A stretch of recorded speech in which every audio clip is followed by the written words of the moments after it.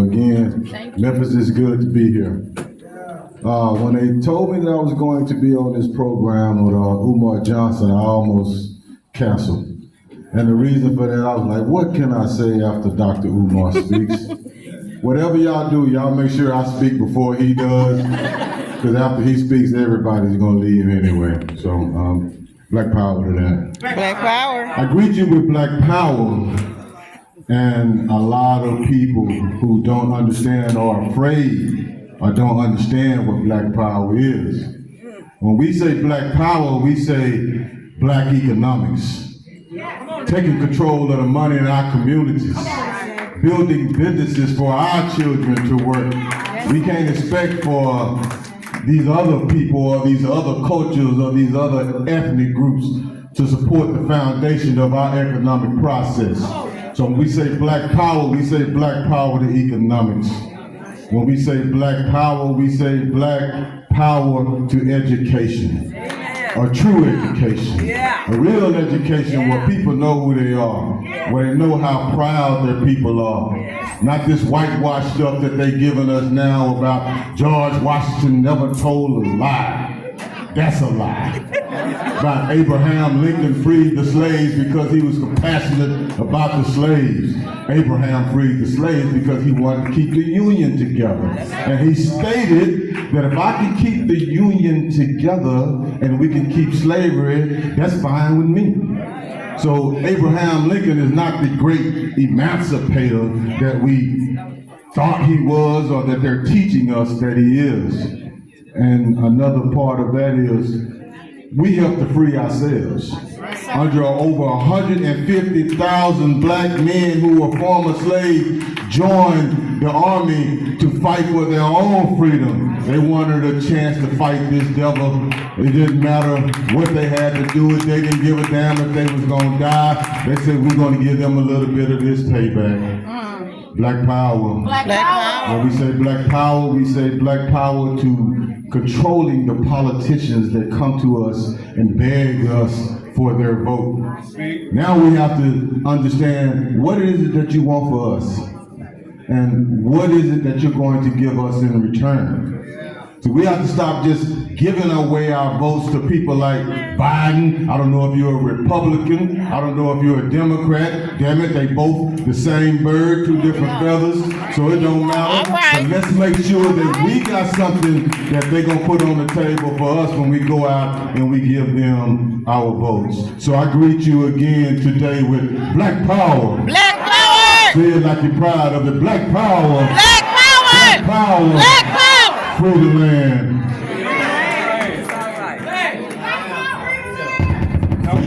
Free the land. I'm black to you, brother. I'm looking at the program and it says a celebration for fathers.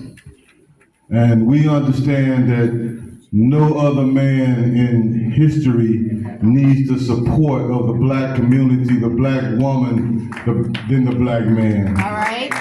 We have been scrutinized. We have been discredited. We have people see us as ignorant men and buffoons, but we tell you that's not who we are. That's who your media wants people to think that we are, but that's not who we are. We are fathers. You can tell we fathers because everybody in here got a daddy. Am I right?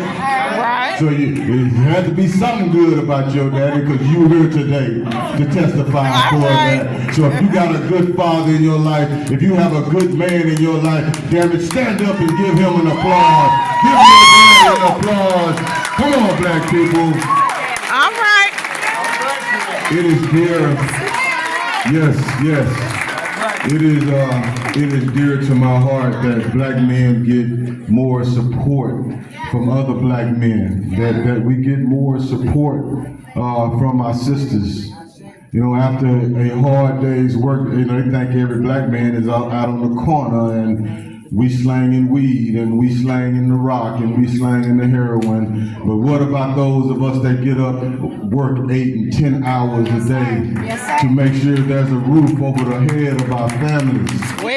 work 8, 10 hours a day to make sure that there's a meal for our babies to eat at night. So I thank you for putting together this celebration and this discussion on the topic of Black fathers. It is very well needed. Black power. Y'all keep giving them black powers now, Black y'all. I am absolutely new at being a public speaker. Actually, this is my first assignment. So All right. if I stumble a little bit, hold me up, lift me up. That's right. You know, let me know that everything is going to be all right. Right. Part 2 of our agenda, the Honorable Martin Luther King. What can I say to you about Martin Luther King that you don't know already? Most of you know the history on Martin Luther King better than I do. But what I can tell you is Martin Luther King has a lot of different tags. People want to call him an integrationist. They want to call him a pacifist.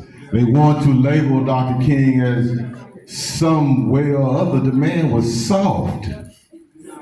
This man went out every day with the threat of somebody blowing his brains out. Yes, sir. So that you would be able to have a better life, so that your children would be able to have a better life. People say Jesus died for my sins, but Martin Luther King died for me to have the ability to call myself a respectful man, for me to be able to stand up and say, I am a respectful man.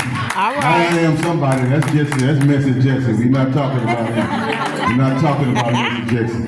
I see Dr. King more of a visionary. Yes, sir. Some people might see him as a pacifist and as an integrationist. I see him as nothing of the sort, because I'm wondering how many of us would have filled those shoes. How many of us would have went out every day and did speeches and organized and bring people together, knowing that at the end of the day, that could be the last step that you take. I don't think a lot of many of us would have filled those tasks. I don't think many of us would have filled those goals. I see Brother Martin as a tactician. Now you're wondering, how can Martin Luther King be a tactician? Martin understood that at that time, 50s and 60s, when he was working on the Civil Rights Program, we only made up 11% of the population. And we only made up 1% of gun ownership. So Martin understood, I have to take my people in a different direction, or my people will be annihilated. Because we're dealing with a man who is so uncivil. We're dealing with a beast. Martin Luther King understood the riots of 1866 right here in Memphis. Martin Luther King understood that. Martin Luther King understood the riots in St. Louis. Martin Luther King understood the murders. I call them riots. Those were massacres. Martin Luther King understood the massacres of Atlanta in 1906. He understood that. He understood the beast that we're dealing with. And he knew that if my people fight tooth and nail, hand to hand, that we're going to be wiped out. So he had to take a different approach. Just like a man on a chessboard and he's lost his queen, but he still got to continue to fight. Martin Luther King fought on the way that he knew how to fight. It wasn't that he was a coward. Martin Luther King knew what was going to happen if we'd have stepped out there with them guns and we didn't have nothing but some rusty shotguns, a few 38s, and we dealing with an enemy who had just invented the AR-15 or the M16. We dealing with an enemy who was in Vietnam dropping bombs on the Viet Cong and those people in that nation. Martin understood exactly what we were dealing with. So I don't think he was a pacifist at all. I think that he stood on his morals. I think that he stood on his principles and his spiritual relationship to get our people to the next level of struggle, I guess you would say. The next level of struggle, because the struggle continues. after they assassinated Dr. King here in Memphis in 1968. The dream died out a little bit. People started to, even King before he died made the statement that I may have integrated my people into a what? I may have integrated my people into a what? After the death of King, the white men went right to work on us. Old raggedy President Nixon, 1971, came out with the drug bill, and this way they would target black men in the black community and make mass arrests of black men in our neighborhoods. It wasn't a crime bill for everybody, it was targeted towards black people. This is how they went to work on us as soon as Dr. King was murdered. Then you come with, what's the boy name, Noriega and the whole kingpin drug movement when they moved the crack into the black communities, 1984, 1985, they poisoned a whole down generation of black men and black women that we still struggling with today. These devils know exactly what they're doing. Right. After the drug war, then rap came on the scene, and it was a beautiful thing. A hip hop, a hippity hip hop. You know, black people were talking culture. They were talking about their experience in Brooklyn and different parts of New York, and hip hop took up all over the globe. And the white man, specifically the Jew, and I'm not anti-Jew, I'm not anti none of that. I'm anti anything that's anti-black. Let's put that in perspective. Right. The Jews saw the power in our music. They saw the power in hip hop, and the first thing they said, we can make some money off that. When they moved into the music industry, the Jewish to take over the hip hop scene, they didn't want to hear any hip hop with nourishment. They didn't want to hear any hip hop with substance. Only thing they wanted to hear is, how many people can you kill with that Uzi? How many niggas can you assassinate with that Uzi? Can you get that girl over there to twerk it and shake it fast and back that thing up? This is what they put into our music. This is what they paid for. So we wonder how we got in the position that we're in today. It didn't happen on accident. It is a systematic approach that we are here today, and it's going to take a systematic approach from black people, specifically unity, to get us out of this condition. This happened in the 80s. We're still dealing with it today. The over-sexualization of our women. Look at rap music right now. Who we got, what's the little girl, is her name Sexy Red? But she's not sexy. She's a black woman and we love her. But what you putting out, baby, our kids are seeing this. Our kids are hearing this. They play it on the radio in every major city. So they're affecting millions and millions of minds at one time with the spin of one damn record. Right. Our male artists, NWA, and when I first heard them, I loved NWA, Ice Cube, Eazy-E, Dr. Dre. But as time went on, even then, I was in my 20s, I said, that music is dangerous. And as time went on, I started to say, what are going to be the repercussions of this music? We see what it is today. We look at the tragedies that go on in Memphis. We look at the tragedies that go on in Jackson, Mississippi. We look at the tragedies that go on in East St. Louis. All of it effect of the music, the poison that they are giving to our children. So you wonder, putting it back together with the black man, you wonder how they look down on the black man. It comes from the culture that they are putting on us, that they are giving us, coming from the music, coming from the drugs. Did you know when an African comes from Africa and he has to go through processing they show him videos of black people in our communities, and they show these Africans of our men fighting and pointing guns at the screens, and they show these images of our women twerking and fighting each other, and they tell those Africans, don't live anywhere with them. Don't integrate your family with these black people from America, which we are descendants of Africa, the new African. Black power, Black power. free the land.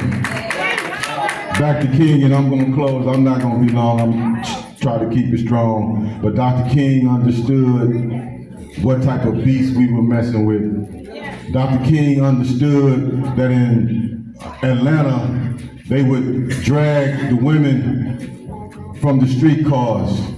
That in Tulsa, Oklahoma, after they burned down the homes, they would drag the families out of the house and throw the damn babies back in the house while the house was still on fire. Wow. Dr. King understood what happened with Jesse Washington in Waco, Texas, when they claimed he raped one of those dirty savages, and we know she was just messing around with somebody else and she couldn't tell her husband, so she blamed it on the black man. Dr. King understands that they burnt this man alive.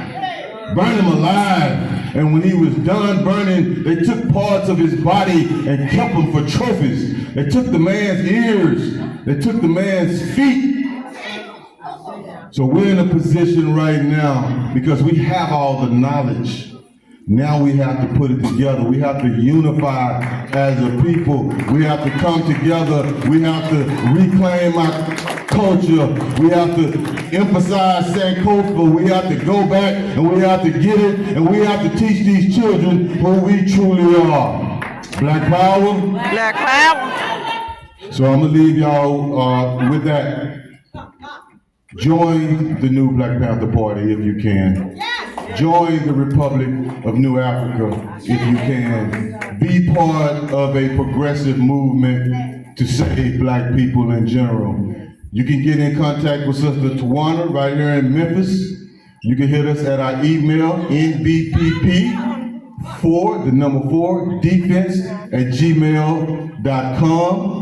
That is nbpp4defense@gmail.com. Join the new Black Panther Party. Join any progressive organization. It don't have to be the Panthers, but you just can't sit with your hands under your butt and not do nothing. UEP. You gotta be part of something. So I leave you again. Black power. Black power. Black power. Black power. Black power. Black power.